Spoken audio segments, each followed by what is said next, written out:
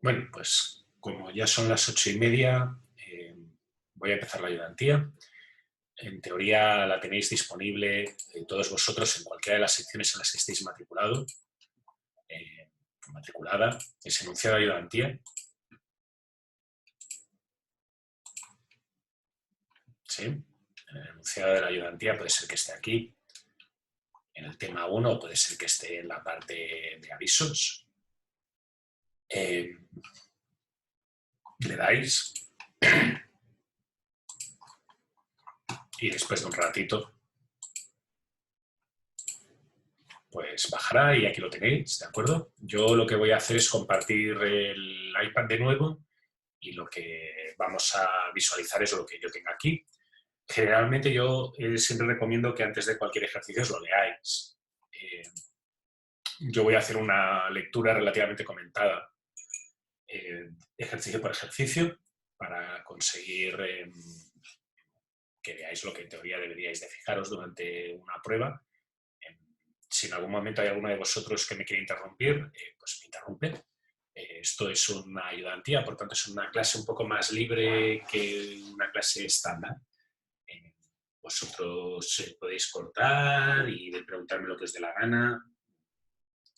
Sobre todo lo que me interesa es que intentéis ver qué cosas hubierais contestado vosotros más de lo que yo contesto, porque bueno, lo que yo contesto ya me lo sé. Y lo que no puedo saber o lo que me cuesta más de poder detectar, y a vosotros también, es esos what if de qué hubiera pasado si yo hubiera contestado X o Y, es correcto, cómo puedo justificar ciertos comportamientos o ciertas respuestas. ¿Vale? Pensad que, sobre todo en el tema 1, hay un componente cualitativo en el ejercicio. No existe una respuesta única verdadera o una respuesta única falsa. Eso solamente sucede en los ejercicios numéricos. Y como estos ejercicios no son numéricos, la respuesta es dependiente del enfoque que se le haya dado y yo tengo que corregirla dependiendo del enfoque que tenga. Hay una cosa que quiero dejaros clara, es que yo no puedo evaluar nunca nada que no esté en el papel. Por tanto, si creéis que vuestra respuesta es correcta pensando que o creyendo no sé qué otra cosa, no me vengáis a explicarlo luego. Yo tengo que hacerlo con lo que me pongáis en el papel, ¿de acuerdo? Por tanto, la justificación más adecuada que podéis hacer de un ejercicio de este estilo es explicar claramente por qué habéis supuesto o por qué creéis que sucede algo, más que a posteriori comentarme que uno ha contestado A porque creía que, bueno, pues si yo no lo veo en la prueba, tengo que pensar que la respuesta que habéis dado puede ser incorrecta, a pesar de que después de vuestra explicación me parezca correcta. Básicamente porque yo no evalúo lo que vosotros sabéis. Tristemente, yo lo que evalúo es lo que está en la hoja de papel.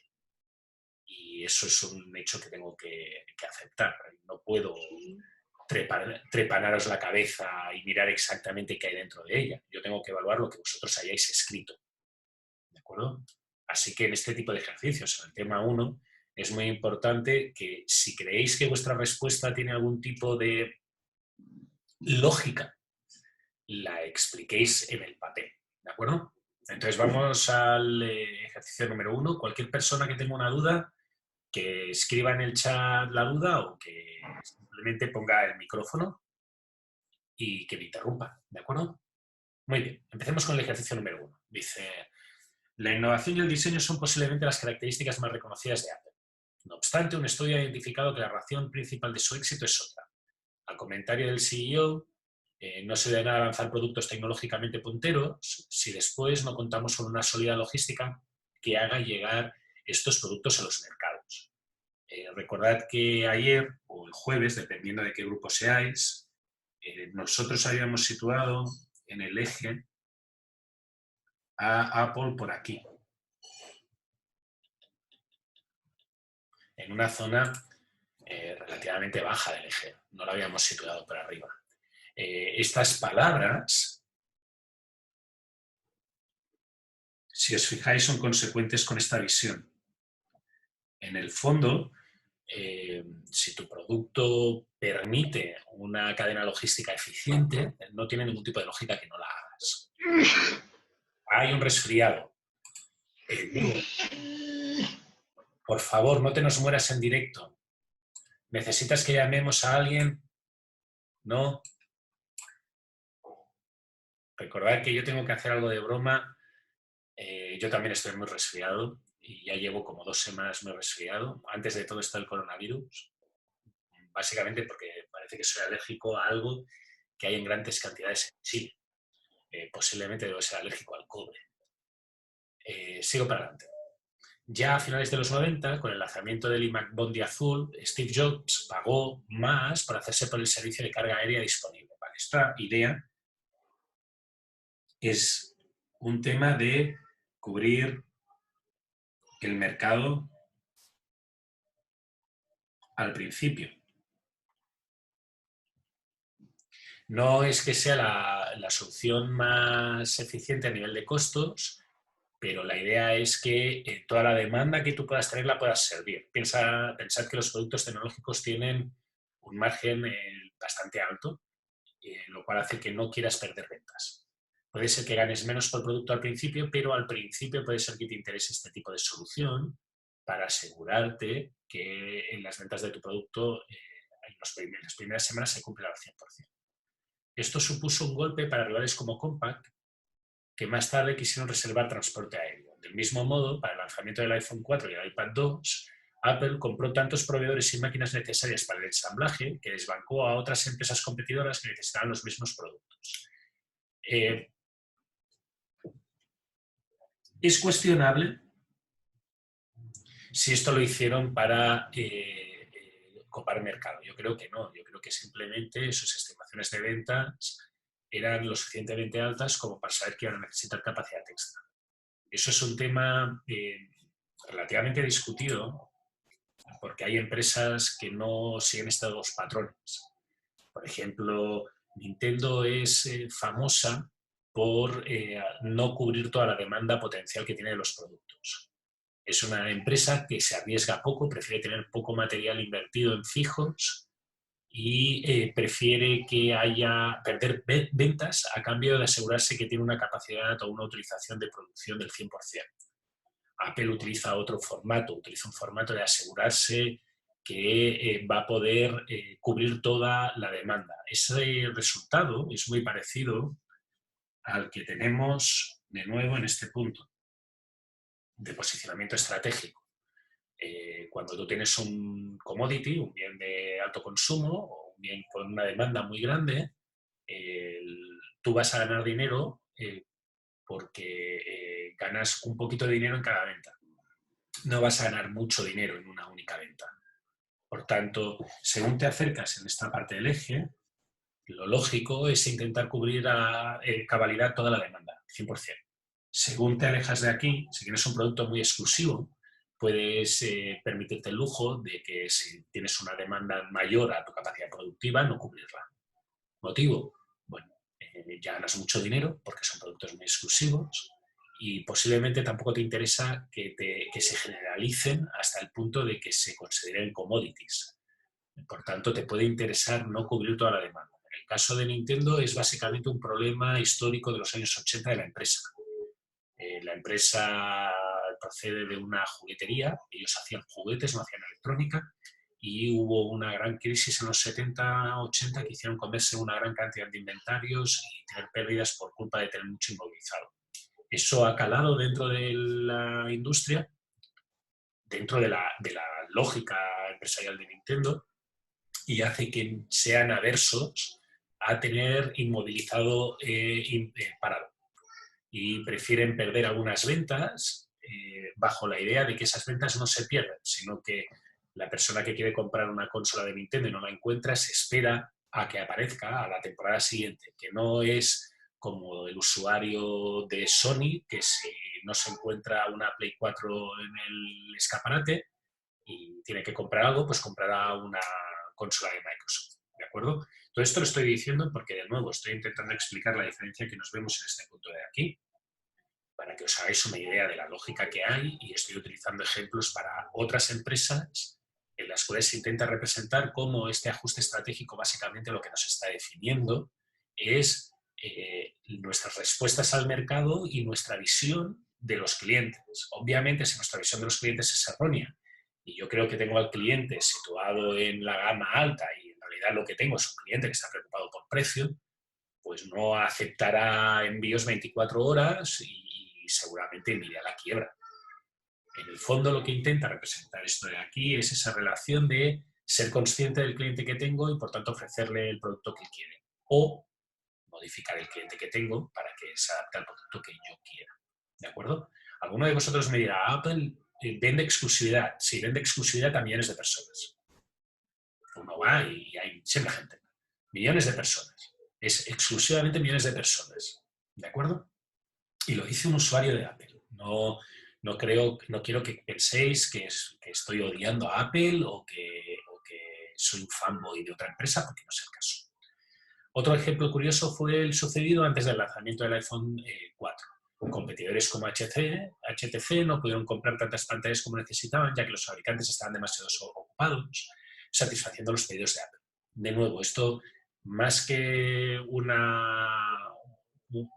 algo asociado al curso, es una buena, o asociado a la estrategia, es una muy buena previsión de ventas. Y esa muy buena previsión de ventas es el tema 2. Esa muy buena previsión de ventas te permite actuar más correctamente a las demandas. El nivel de eficiencia y control de Apple se extiende hasta el día del lanzamiento, donde las fábricas trabajan durante semanas construyendo cientos de miles de dispositivos. Fijaros que aquí estamos hablando de inventario, porque básicamente se genera a priori y se genera una gran cantidad de inventario que es la que se nutre al principio. Al mismo tiempo, desde las tiendas de venta por menor, pueden monitorizar la demanda de los productos y hacer ajustes en la cadena de suministro según las necesidades. Fijaros que aquí lo que estamos hablando básicamente es de integración. Una de las cosas que distingue a Apple del resto de empresas, creo que hay una pregunta, déjame acabar esto y te contesto. Una de las cosas que distingue a Apple del resto de empresas, y ahora hay muchas empresas que están tirando hacia ese lado, es una cadena vertical integrada. O sea, la mayoría de producto Apple que se vende en Estados Unidos se vende en App Stores. Y eso te permite un mayor control de la cadena de suministro. Y un reparto entre menos actores de los beneficios. Porque una cadena integrada vertical, como tú eres el dueño, te puedes permitir recortar márgenes en todas las partes de la cadena y al final igualmente tú ganas un montón porque tienes todos los actores. Si hay mucha gente en una cadena de suministro, cada uno quiere su trocito del pastel. Por tanto, al final, ese trocito del pastel que tiene cada uno, ese valor añadido que tiene cada uno, después equivale a un mayor costo dentro al usuario final. ¿Había alguien que había encendido el micro? ¿Hay alguna pregunta? ¿No? ¿Simplemente alguien con el micro abierto por error? Bueno, pues voy a contestar lo que sería la respuesta de la prueba. Basándonos en la lectura anterior, y quiero que quede claro, basándonos en la lectura anterior. ¿Por qué lo digo?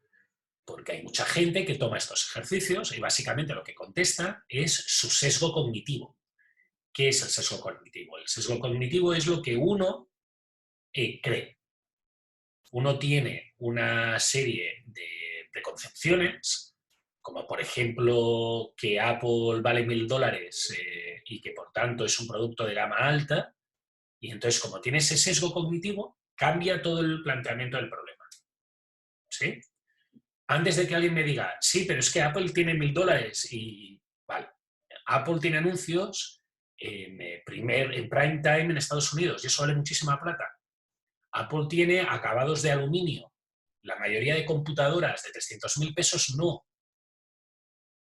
Apple tiene mayores controles de calidad que la mayoría de computadoras baratas y eso significa gastos. Si uno se va a un producto equivalente en calidad, y cuando digo en calidad, pongo entre comillas porque es una discusión que la podría tener con vosotros, pero la podría tener con vosotros no a las 8:30 de la mañana porque la tendría que tener con una cerveza en la mano. Un equivalente en calidad son la gama alta de Samsung. Y la gama alta de Samsung no es mucho más barata que Apple, más bien al contrario. ¿De acuerdo?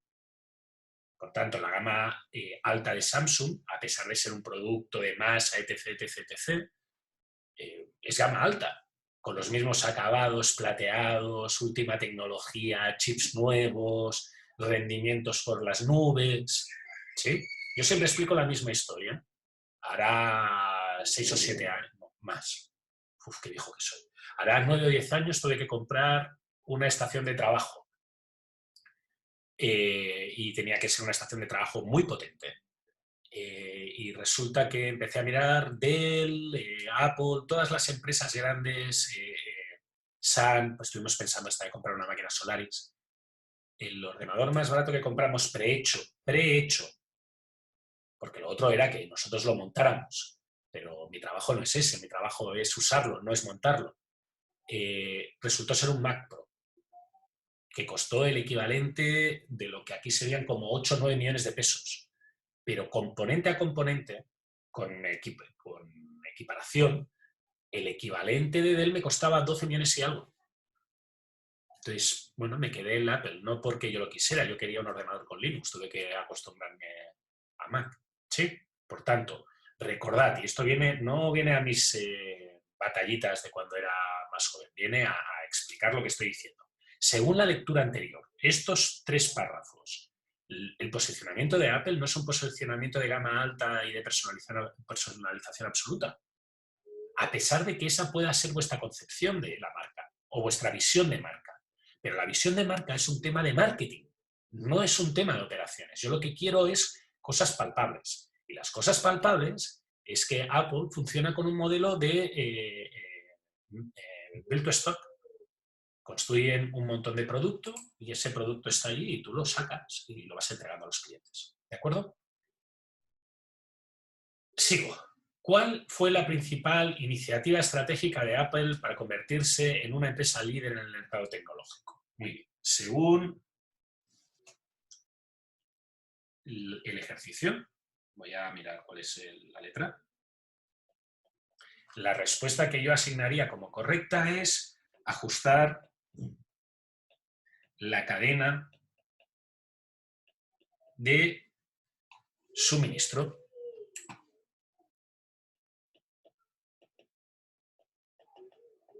Y la logística a las necesidades. También podría haber aceptado respuestas del estilo ser eficientes en logística o ser eficientes en logística para poder invertir en otras actividades, o la respuesta que posiblemente van a ofrecer en unas visiones más por nomenclatura, la gente que utiliza nombres, que es una estrategia de competición basada en tiempo. Traducido, entregar lo más rápido posible o disponer en el momento necesario.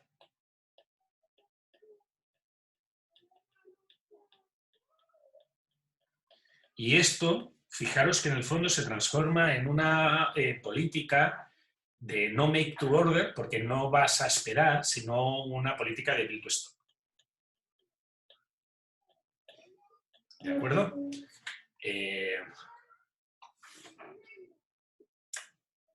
Parcialmente correcto. Y mezclando lo que generalmente utilizáis o estáis más acostumbrados a ver o de asociar a Apple. La estrategia es una estrategia de reingeniería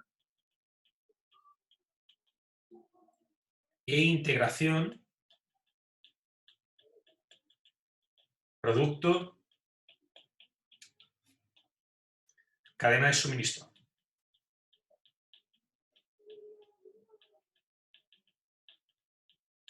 ¿De acuerdo? Fijaros que todos estos puntos podrían ser válidos, podrían ser planteables, podrían ser aceptables.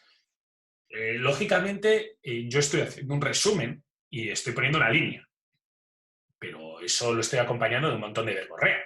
O sea, llevamos 20 minutos de clase ya y yo he estado 20 minutos hablando, no me habéis interrumpido en ningún momento. Y solamente he contestado la pregunta A.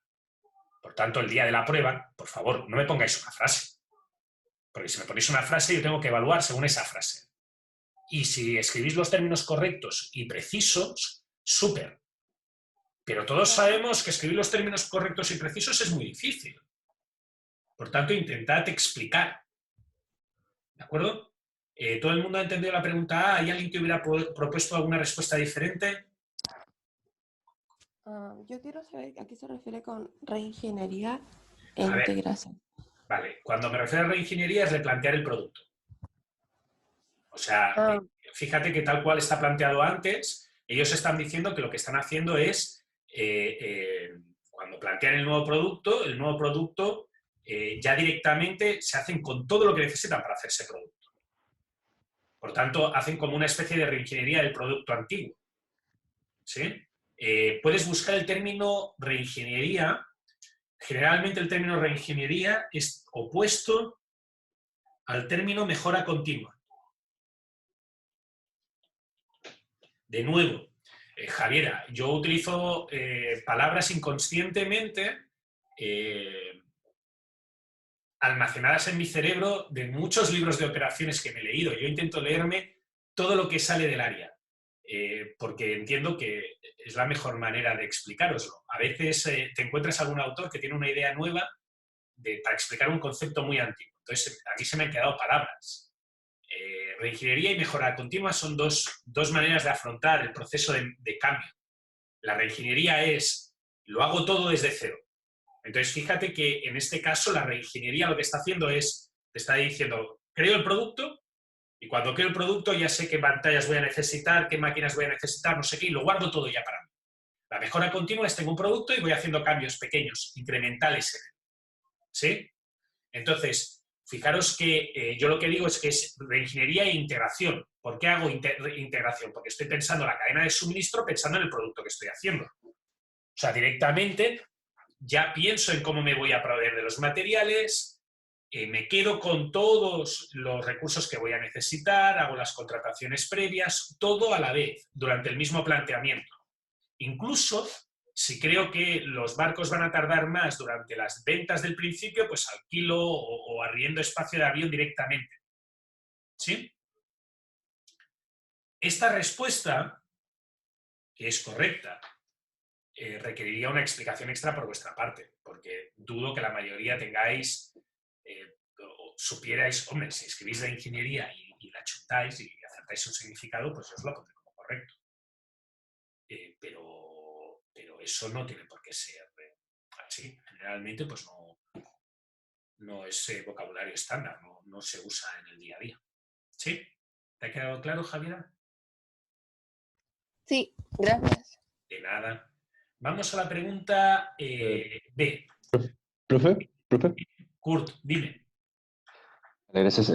Puedo preguntar, entonces lo que está escrito en color negro es la explicación de por qué usted responde lo rojo, ¿no? No.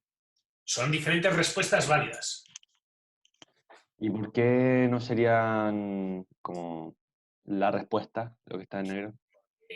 Podrías ponerlo todo, podrías poner dos o podrías poner más. Son diferentes maneras de decir cosas muy parecidas. Entonces, ¿qué pasa? Que tú el día de la prueba yo creo que vas a explicar, o sea, a mí, yo más que me pongas 3 veces lo mismo, cosas muy parecidas, utilizando sinónimos, prefiero que me pongas una, que después me la expliques verbalmente como lo he hecho yo. Y esas 3 son válidas. Lo importante es que no te quedes solamente en escribir la línea. Lo importante para mí es que escribas la línea y después la justifiques. ¿Sí? Pero esa justificación yo no la he hecho escrita por 2 motivos. Primero, porque entonces, si ya mis clases son aburridas del matarse, pues sería todavía más aburrido. Y segundo, porque tardaría en escribirlo. Tardaría demasiado en escribirlo. ¿Sí? Okay. Entonces, Tienes que... Vosotros no... Hay una cosa que es importante en los apuntes. Los apuntes tienen que contener lo que yo escribo en la pizarra o en el iPad y lo que yo os estoy diciendo verbalmente. Lo que me interesa en este punto, más que me contestéis una respuesta correcta, única, porque no existe, es que entendáis la lógica de cómo os vamos a puntuar y cómo os vamos a evaluar. ¿Sí? Porque ahora, si resulta que yo te pongo una pregunta de este estilo y tú me contestas una frase, si la frase está clavada, correcta, bien. Pero si la frase tiene dudas, mal. Entonces, para evitar las dudas, yo lo que os recomiendo es que os extendáis. Porque es muy fácil, en vez de decir ajustar la cadena de suministro y la logística a las necesidades, decir ajustar la cadena de suministro a lo requerido. Y ahí es probable que o el ayudante o yo os digamos qué es lo requerido. ¿Sabes? Y como tú no lo has escrito, pues te voy a tener que puntuar mal o no completo. Sin embargo, si tú hubieras puesto ajustar la cadena de suministro a lo requerido para que el producto llegue de la forma más barata posible en el tiempo adecuado, porque se está trabajando con una política parecida a un problema contra stock, en la cual es muy importante que nuestros clientes reciban el producto a tiempo y no se esperen o no se demoren, y por tanto nos estamos situando en un producto de consumo de masas. Fíjate que esa respuesta te hubiera llevado a lo mejor 5 líneas, 6 líneas, 4 líneas, pero no hay duda que es imposible que el ayudante o yo no nos quede completamente claro que sabes lo que estás contestando. ¿Sí? Y esa es mi intención. Mi intención básica es que cuando contestéis quede claro que sabéis lo que habéis contestado. ¿De acuerdo? Gracias, Kurt, por la pregunta, porque creo que ha sido muy ilustrativa de lo que estoy buscando y a veces me quedo sin palabras, no soy capaz de enfocarlo. ¿Le ha quedado todo el mundo claro la respuesta y lo que busco en los ejercicios? ¿Sí? Gracias, profe. De Gracias. nada, a ti. Como digo, esto... Hay muchas veces que parece que las clases sean del profe hablando. No, mentira, las clases somos de todos. Si vosotros no participáis, la clase es aburrida. Por definición, porque escuchar a un viejete hablar 2 horas es oírlo de explicarle sus batallitas, ¿sabes? Y eso aburre a cualquiera, sobre todo a mí. ¿Vale? Ahora vamos al punto B. Dice, identifica y describa la ventaja competitiva que más sobresale en la descripción de Apple. Y fijaros que dice en la descripción. Por tanto, está asociado con esto. ¿Sí? Para mí, la ventaja que más sobresale en el ejercicio es eficiencia en la cadena de suministro. No eficacia, eficiencia. Quiero que quede claro. Solamente se usa transporte caro cuando es necesario, al principio del todo. Recordad que las ventas generalmente se concentran al principio de los productos, sobre todo estos productos electrónicos. Por tanto, al principio de los productos justifica entrega rápida. Pero lo que estamos viendo es una eficiencia. Aceptaría respuestas de ser capaz de cubrir toda la demanda adelantándose a la misma, que si os fijáis no introduce el término de eficiencia, pero considero que es una respuesta correcta, o ser capaz de predecir sus necesidades o las necesidades de los clientes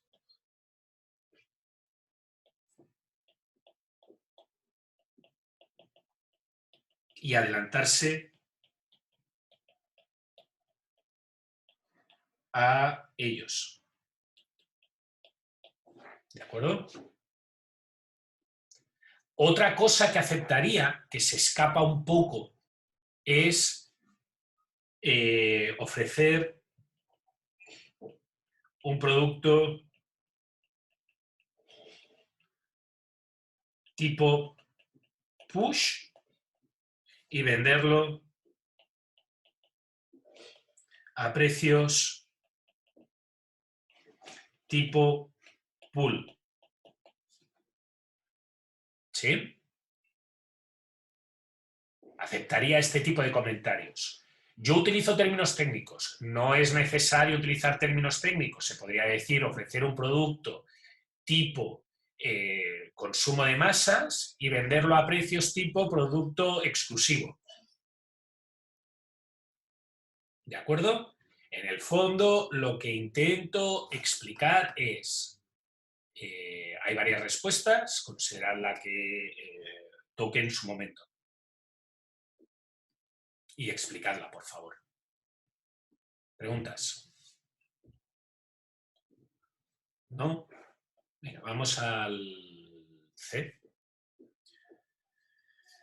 Dice, identifique 2 decisiones que debe tomar la empresa Apple y describa de qué tipo fueron estas. Y dice, estratégica, táctica u operativa. Y aquí tenemos el primer problema de la clase de hoy, porque yo no he explicado qué es una decisión estratégica, qué es una decisión táctica y qué es una decisión operativa. Y básicamente no lo explico porque yo explico estrategia, táctica y operativa al final del tema 1, principio del tema 2. Ese mi nudo de enlace entre la clase del tema 1 y la del tema 2.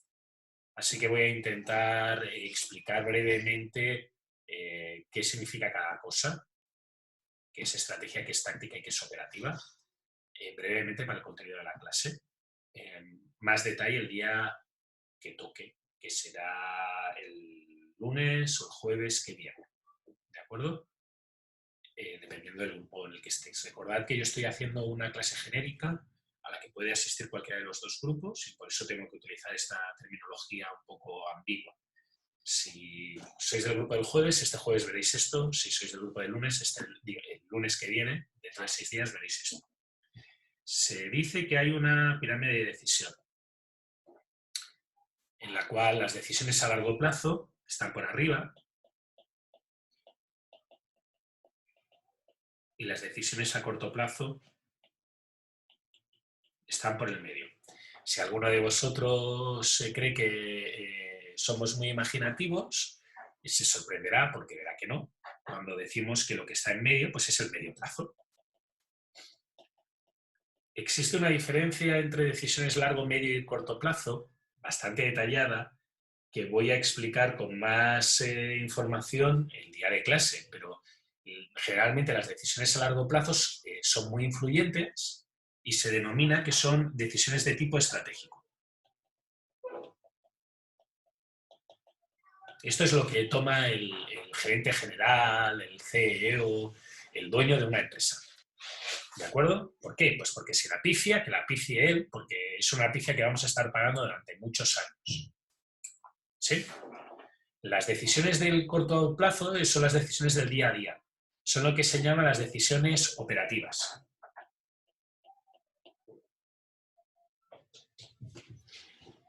Y las decisiones al medio plazo, generalmente las decisiones al corto plazo las toman los operarios, las toman la gente que está a pie de cañón, día a día.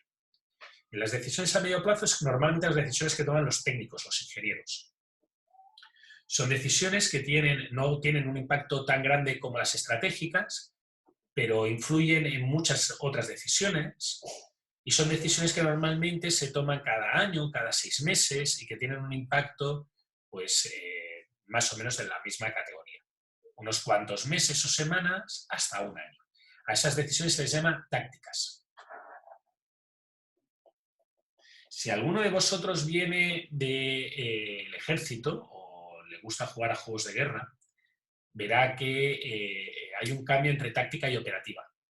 Generalmente en operaciones militares el medio plazo es la operativa y el corto plazo es la táctica. El motivo por qué las decisiones civiles, no militares, se optó por cambiar el nombre, no lo tengo claro. Y creo que la persona que me lo podría haber contestado tiene más de 80 años, así que es muy probable que esté encerrada en su casa en España y que no esté saliendo. ¿De acuerdo? Por tanto, no lo tengo muy claro. Sé que esta es la nomenclatura estándar en el área de operaciones, en el área de management. Sé que la nomenclatura militar tiene táctica y operativa cambiada. ¿De acuerdo? Por tanto, fijaros que toda decisión que toma la empresa cae en la categoría de estratégica, táctica o operativa. El documento que estamos viendo tiene muchas decisiones de tipo táctico y alguna de tipo operativo. Entonces, fijaros que dice, identifique 2 decisiones. Yo voy a identificar 2, pero hay más de 2. Y la primera que voy a identificar es la de los días de lanzamiento, en la cual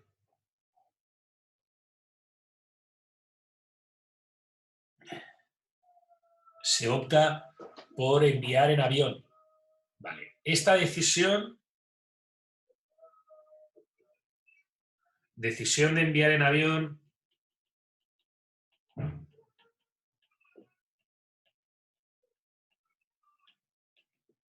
los días de lanzamiento, o cerca del lanzamiento, mejor.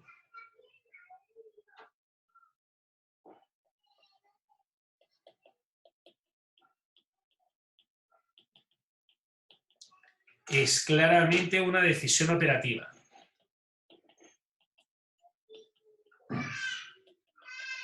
¿De acuerdo? Si ahora tenemos un producto que no tiene unas ventas que justifiquen esta opción, pues no se hace, no pasa nada. ¿De acuerdo? Muy bien. La decisión, por ejemplo, de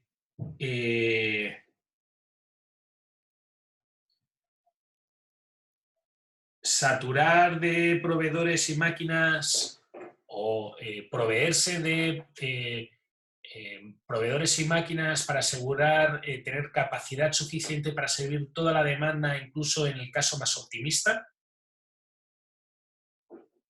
Esa es una decisión de tipo táctico.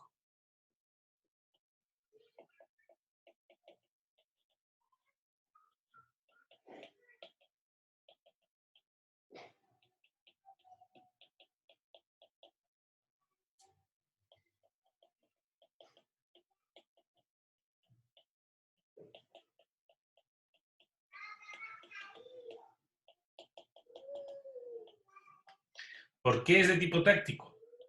Bueno, porque se podría cambiar de año en año. Si el año que viene vemos que ya el producto deja de vender tanto, pues como tenemos proveedores los podemos apartar. ¿Qué sería una decisión estratégica? Por ejemplo, la decisión de integrar toda la cadena de ventas en Apple, lo que serían las Apple Stores. Esto es una decisión de tipo estratégico. El costo de volver atrás es muy alto. Está integrado dentro de lo que es Apple. La idea de que la compra, la distribución, la entrega de producto, todo, desde el diseño hasta la entrega, está controlado por Apple. Lo único que no controla es la parte de fabricación y parte, no toda, porque hay una parte que sí que controla. Ese núcleo forma parte de la estrategia de Apple.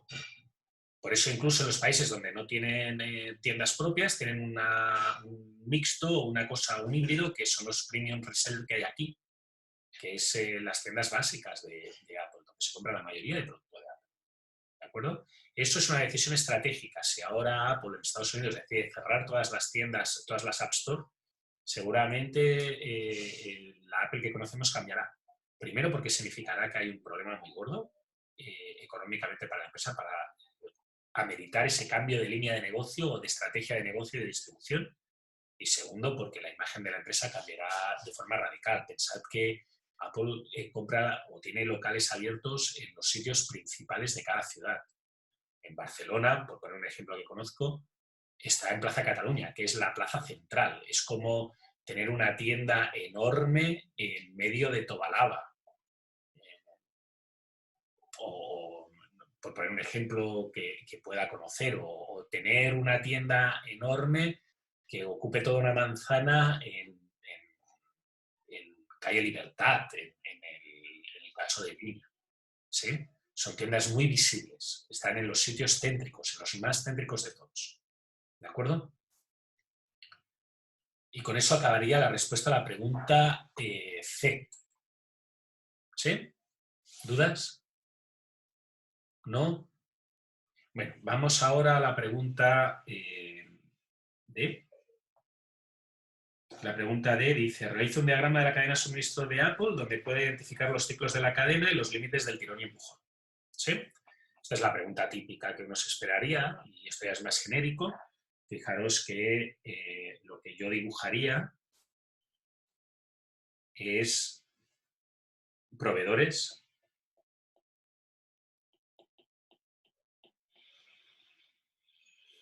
que envían a los centros logísticos de Apple, que a su vez envían a las tiendas, a las App Stores,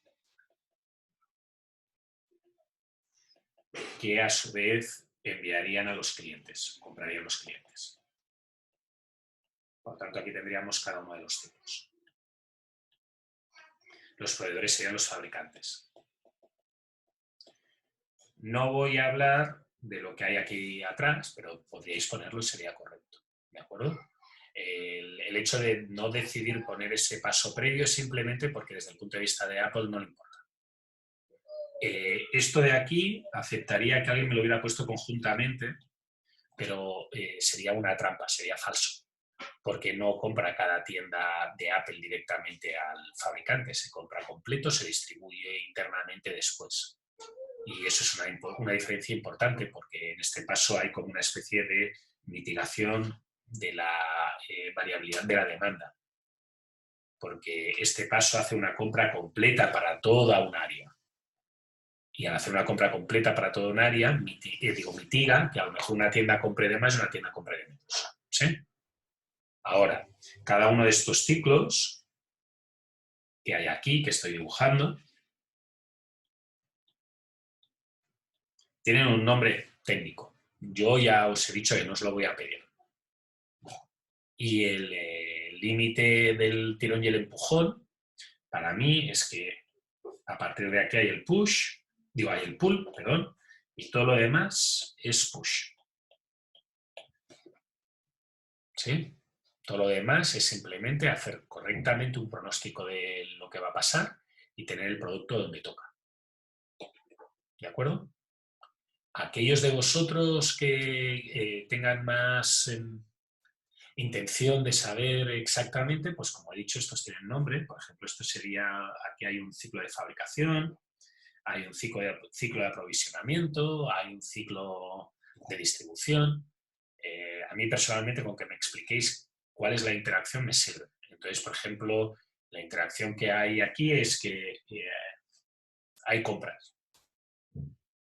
La compra del cliente, lo cual genera la interacción entre el cliente y el vendedor de Apple y el viaje del vendedor de Apple al almacén, porque Apple normalmente no te vende el producto que hay delante, está en un almacén que te lo saca y te lo entrega.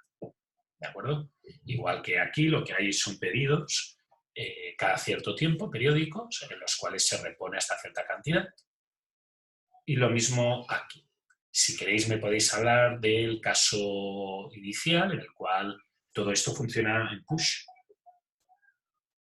Fijaros que lo que hace la empresa antes de la venta inicial es actuar en push hasta este punto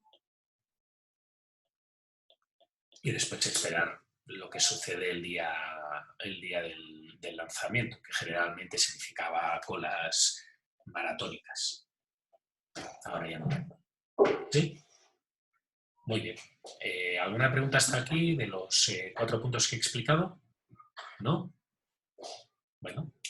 Profe, ¿qué dice después de... Tobías, ¿qué dice después de qué? Fabricante, proveedores, el centro logístico de Apple, CL. Después pone App Store, que más que App Store quiere decir Apple Store, no es la tienda virtual, y después tenéis clientes. ¿Sí? Una cosa, yo estoy siendo altamente simplificador en algunas cosas. Nadie me ha preguntado, pero dice, basándose en la lectura anterior, alguien me podría haber pensado que el negocio de Apple no es la venta de hardware, sino que es la venta de software por la tienda online. Pero como no aparece en el ejercicio, cualquier respuesta asociada a eso es incorrecta. ¿Sí? Pero sí, Apple hace muchísimo dinero con la tienda online. Yo diría que hace más dinero con la tienda online vendiendo juegos para celular que no con el producto físico. Y ya no te digo con iTunes, con la tienda de música. ¿Sí? Hemos acabado hasta el D, vamos a ver. Dice, utilizando la gráfica de la zona de ajuste estratégico, posicione a la empresa Apple de acuerdo a la descripción dada. No olvide colocar nombres en los ejes del gráfico e indicar la zona de ajuste. Creo que he hecho una representación del gráfico. Para aquellos que quieran un poco más de detalle, porque tendría que poner nombres, yo aceptaría ponerlo aquí. Aquí pondría variedad o variabilidad de la demanda, baja, alta, y aquí pondría capacidad de respuesta de la cadena logística, baja, alta. Y aceptaría posiciones más o menos que estuvieran desde aquí hasta aquí, en la zona media-baja. Que nadie me lo ponga aquí abajo del todo, porque aquí abajo del todo estarían productos como el cobre. Que nadie me lo ponga tan arriba, porque si me lo ponéis muy arriba quiere decir que la cadena de suministro tiene que ser más orientada a productos individualistas, no orientadas a hacer políticas de make to stock. ¿Sí? ¿Alguna pregunta del ejercicio A1? ¿No? Bueno, pues hemos acabado el ejercicio 1, ahora empieza el ejercicio 2. El ejercicio 2 es el ejercicio difícil. Personalmente creo que este enunciado, cuando lo pusieron, a mí me ha costado de leer. Posiblemente porque mi forma de escribir es diferente a la del texto periodístico. A mí me cuesta leer la prensa aquí, así que vais a tener que hacer un ejercicio de paciencia, porque la redacción es típica de la prensa nacional, y eso significa que yo voy a... Hay momentos en que me va a costar de leer. Ejercicio 2. Considere el siguiente artículo del diario El Pulso de agosto del 2015. Creo que esto fue una prueba de ese año, del segundo semestre del 2015. Y aquí vemos la noticia y pone retail, enfrentando el desafío de la desaceleración. Llevamos ya desde el 2015 en una semicrisis en el país, así que esto solamente es como tener una herida y echar sal sobre ella, lo que estamos pasando ahora. El señor Claudio Ormazábal está muy pixelado, pero eso se debe al ampliado que he hecho y al número de copias que se debe haber hecho de esta imagen y de tratamiento digital hasta que se ha publicado. Falabella cuenta con estas características, por lo que la vemos como una atractiva oportunidad de inversión. Bueno, de nuevo, El Pulso es un periódico económico. No sé qué pasó, así que no opino. La economía a veces está asociada a las operaciones porque al fin y al cabo son las que mueven el producto y es lo que me va a interesar a mí de este esta noticia. Dice, durante el último año en que hemos observado un débil dinamismo del consumo en Latinoamérica tras débiles cifras macroeconómicas que han mermado la confianza de los consumidores, básicamente toda esta frase lo que quiere decir es que hay una reducción de ventas. Las empresas del sector retail se han visto enfrentadas a un entorno desafiante. Bueno, siempre hay un entorno desafiante, eso que quede claro. Pero bueno, en un mundo donde, además, los clientes tienen mayores exigencias al momento de satisfacer sus necesidades, vale, esta frase está mal redactada. ¿Por qué? Porque no dice nada. Simplemente te está diciendo un complemento de la frase anterior. Pero si es un complemento de la frase anterior, no tiene que tener un punto. Y perdonad que me ponga así, pero el tema lingüístico a mí me puede. Así que, básicamente, este párrafo lo que está diciendo es que van mal dadas.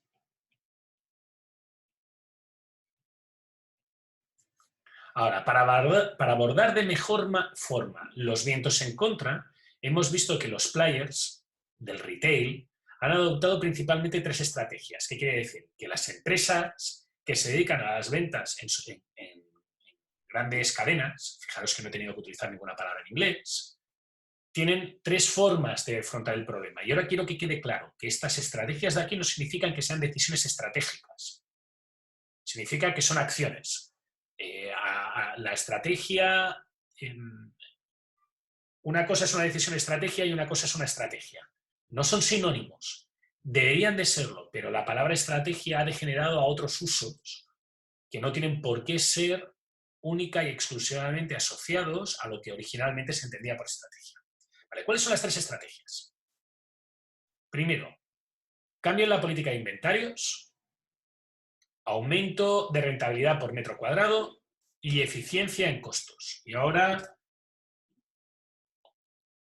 voy a ir de nuevo a una lámina porque aquí sí que necesito hablar un poco más de detalle. No sé, sí. Cambio, política de inventarios. B, cambio, a ver si lo leo de nuevo, aumento de la rentabilidad por metro cuadrado.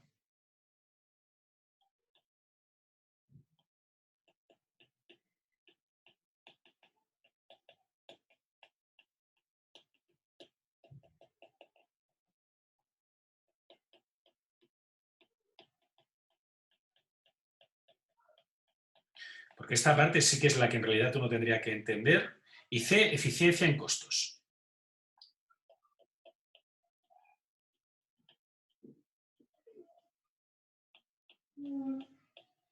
Y antes de eso, voy a poner una fórmula que es habitual en economía, para que intentemos entender lo que está poniendo. Beneficios es igual a ingresos menos costos. ¿De acuerdo? En una crisis o en un fenómeno de desaceleración económica, lo que sucede es que uno baja los ingresos. ¿Sí? Y por tanto, la manera de mantener los mismos beneficios o aumentarlos debería de ser o reducir costos o intentar obtener más ingresos por otras vías. ¿Sí? No hay otra solución, es lo que hay. Entonces, básicamente lo que está intentando explicar es que cuando hay vacas gordas, uno se puede permitir ineficiencias. Pero cuando hay vacas flacas, cuando las cosas empiezan a ir mal, uno tiene que empezar a ajustar el sistema. Y para ajustar el sistema, lo que se recomienda es o buscar maneras de ganar nuevo dinero o intentar hacer lo mismo de una forma más barata. ¿Sí? Ese intentar hacer lo mismo de una forma más barata es el trabajo general de un ingeniero. ¿Por qué? Porque siempre hay maneras de mejorar. Y esas maneras de mejorar generalmente implican mayor eficiencia. Y aquí hay un pequeño problema, porque mayor eficiencia que en el caso de la descripción de la cadena del eje significa bajar por aquí, bajar en el eje hacia abajo, alguien podría decir que implícitamente implican dar menos al cliente. Y aquí es donde está el concepto que aún no hemos visto, que veremos al final, o el jueves, o este jueves, o el lunes, del ciclo de vida del producto. Los clientes cada vez esperan más del producto según el producto va transformándose en un producto más genérico. ¿Sí? O sea, lo que hará 15 años o hace 10 años, cuando os compraron el primer celular, os comprasteis el primer celular, era una característica que hacía que decidierais escoger ese celular, ahora se da por dado, se da por hecho. Ya no es un criterio de decisión, es una cosa que hace que si no la tienes o no la tienes, pues ya directamente ni consideras esa opción. ¿De acuerdo? Eso en los productos pasa igual. Y en las tiendas. Cada vez esperamos más de un mismo producto. Cada vez nos acostumbramos a cosas y las damos por sentadas. Y cuando hay una crisis o cuando una empresa quiere innovar en operaciones, básicamente lo que intenta es bajar en el eje Y, por tanto, ser más eficiente, sin bajar en el eje X. Y eso lo que implica es que, si bien esto es el posicionamiento de un producto en el día de hoy, dentro de un año, dentro de 5 años, en el mañana, a lo mejor el posicionamiento del producto se ha acercado más al origen. Sí, porque es lo que espera el cliente. Y eso no es que lo esperes, es que tú puedes mejorar, o lo espera, o tú mejoras, y eso se transforma en una realidad que el cliente observa como lógica. Y todo eso equivale a rebajar costos. ¿De acuerdo?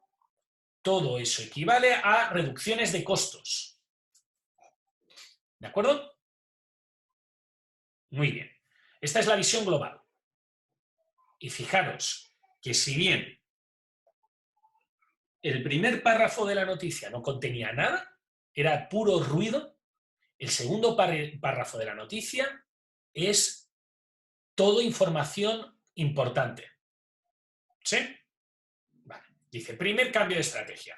Cambio en la política de inventarios. La primera decisión fue realizar un cambio en la compra de stock, efectuando una adquisición más conservadora de inventarios.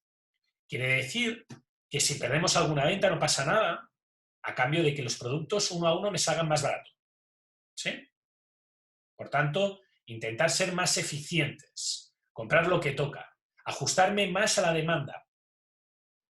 Esto llevó a fomentar la relación con proveedores locales en desmedro de los asiáticos. Vale, esto es otro tema, me estoy liando.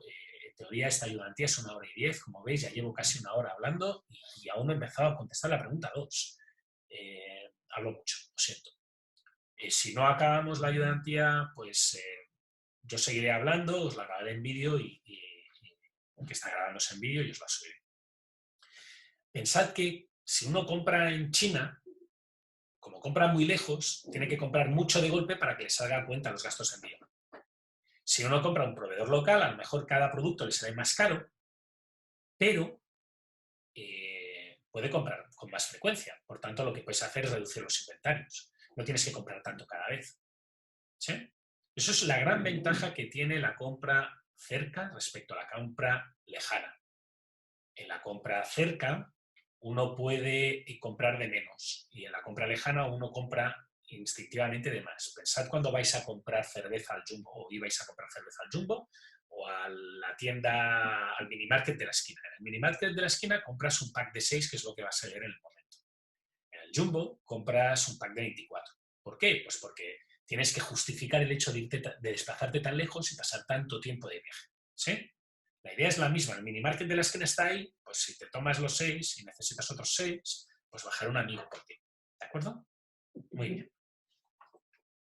disminuyendo así en parte el fuerte impacto del alza del dólar. El dólar está como 300 pesos más caro que como estaba en el 2015, que repercute en el costo de los bienes importados. También repercute en el costo de los bienes locales, pero la materia prima siempre es más barata que el producto acabado.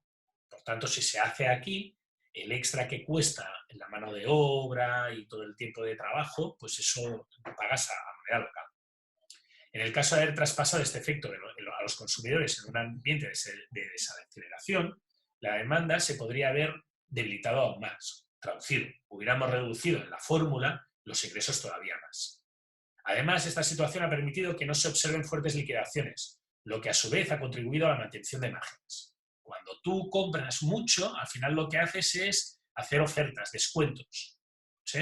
Si compras de poco en poco, pues no vas a comprar para liquidar, no necesitas esa cantidad de liquidación. ¿Vale?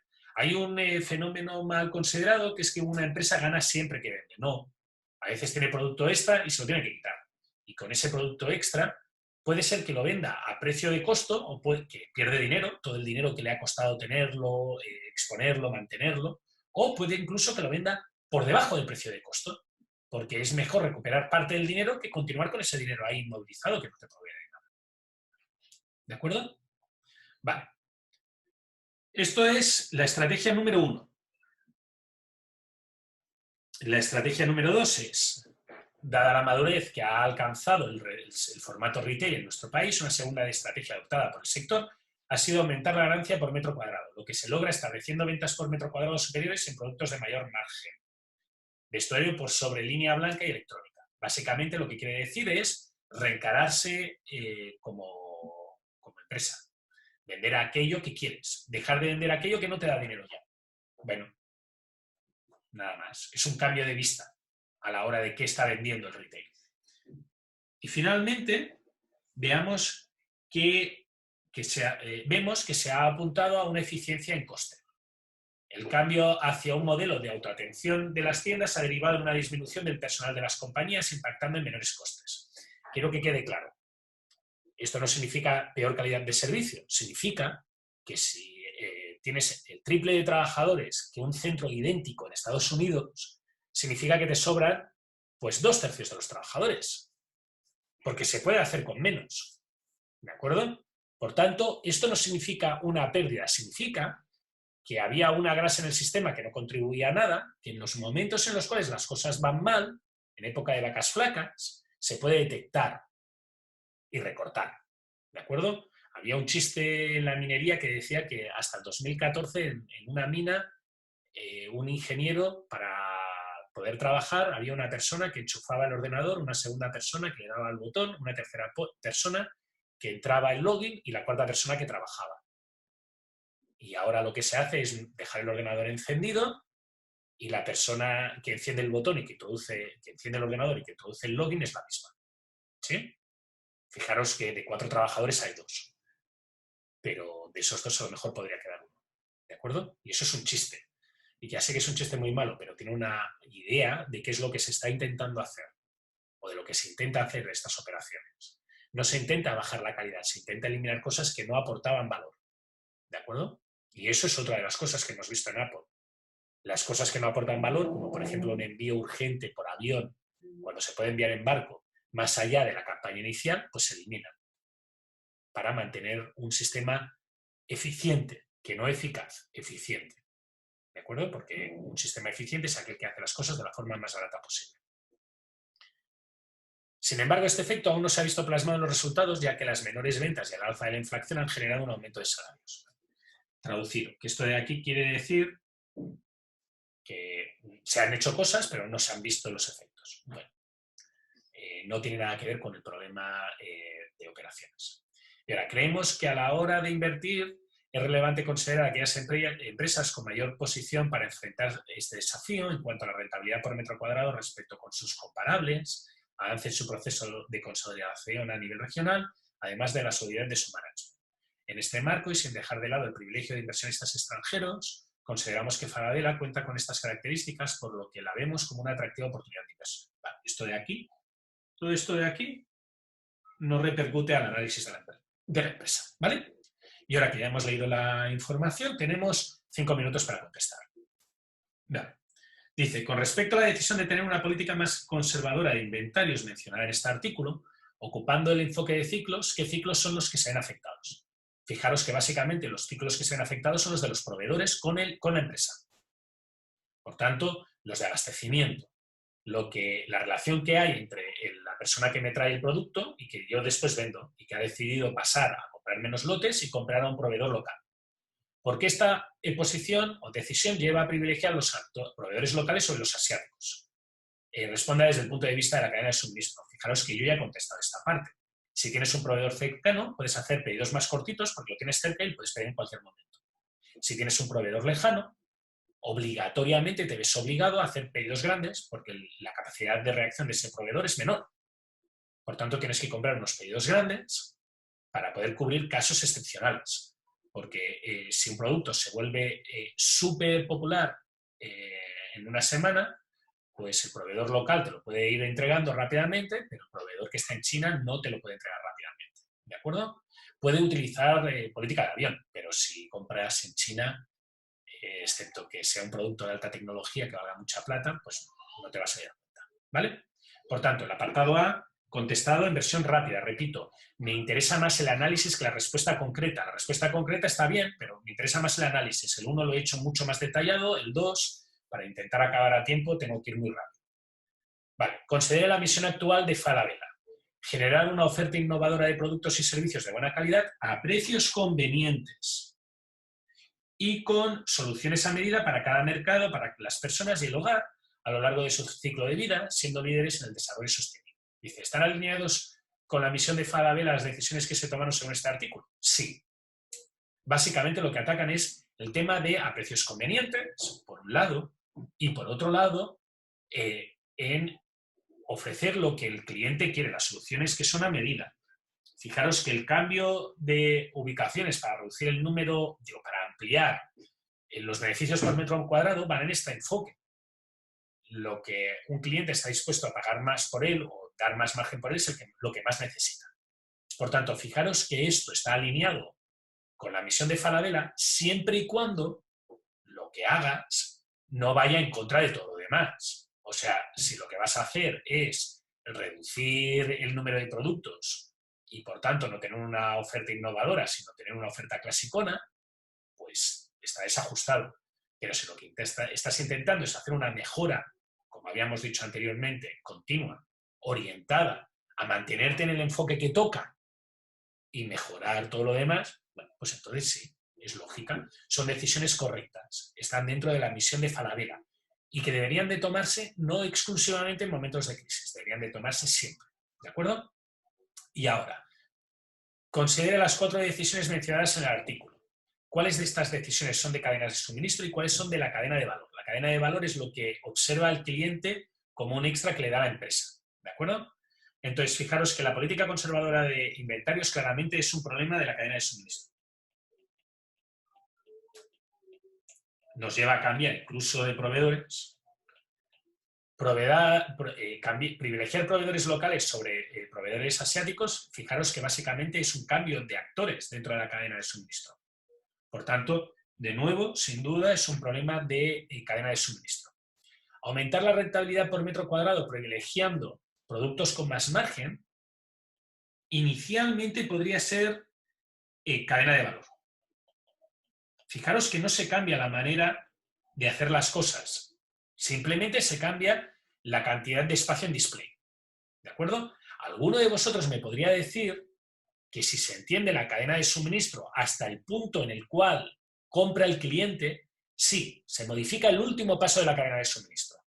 Y vuelvo a decir, aquí la respuesta dependería de la explicación que se ha dado. Yo lo pondría por defecto en cadena de valor, podría ser cadena de suministro si uno entiende el último paso, que es el de la compra del cliente como parte de la cadena de suministro. ¿De acuerdo? Y no es una cosa tan aberrante ni contraria a lo que yo explico en clase. Y finalmente, la idea de bajar costos aumentando la autodetención en la tienda, yo entiendo que es una decisión de cadena de valor.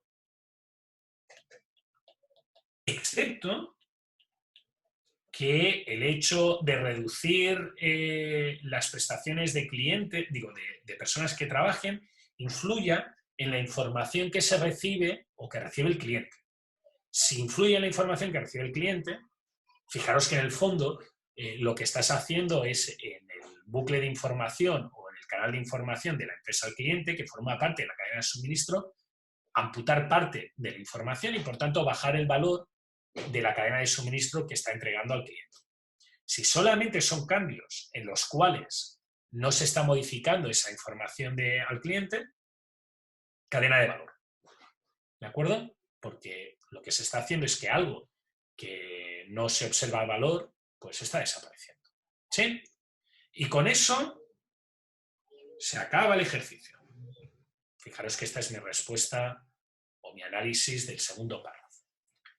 Y Profe, con el acelerador me he acabado, pero ahora creo que he dado mucha información, por tanto, me voy a quedar todo el tiempo que sea necesario contestando las cosas que tengáis, las dudas que tengáis, como por ejemplo la que ibais a hacer ahora. Por favor, dime.